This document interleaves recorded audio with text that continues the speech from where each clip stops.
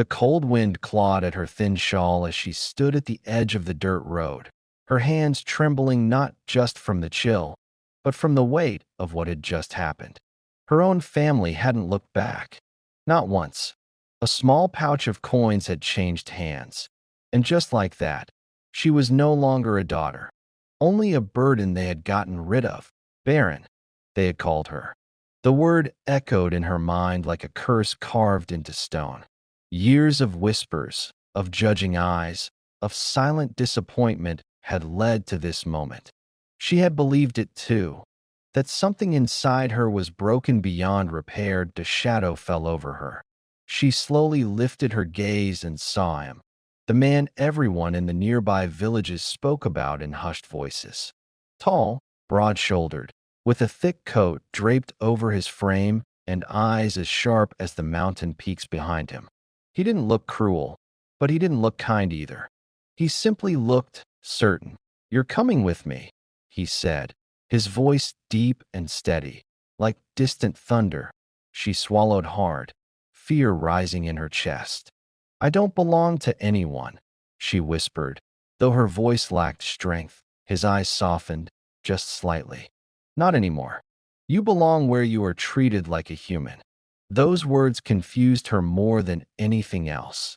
The journey to his home was long and silent. Snow crunched beneath their feet as the mountains swallowed the path behind them. She expected harshness, commands, cold indifference, but none came. Instead, when they reached his wooden cabin tucked between towering cliffs, he opened the door and stepped aside. "Inside," he said. She hesitated, then entered slowly, warmth. That was the first thing she felt. A fire crackled in the corner, filling the small space with life. He handed her a thick blanket and turned away, giving her space instead of staring. "You'll eat first," he added, placing a bowl in front of her. She stared at the food, unsure. "Why are you doing this?" she asked quietly. He paused, his back still turned. "Because no one did it for you." That night, she didn't sleep much. Not because she was afraid, but because for the first time in years, she wasn't. Days passed. Then came the third day. Something felt different. She woke up with a strange warmth in her chest, her body unfamiliar to her in ways she couldn't explain. When she stepped outside, he was there, chopping wood, his movements steady and calm. "You're awake," he said without looking up. She nodded, then hesitated. I, I don't understand what's happening to me." He finally turned, studying her carefully. There was no judgment in his eyes, only concern. "You're not broken," he said simply. Her breath caught. But they said they were wrong.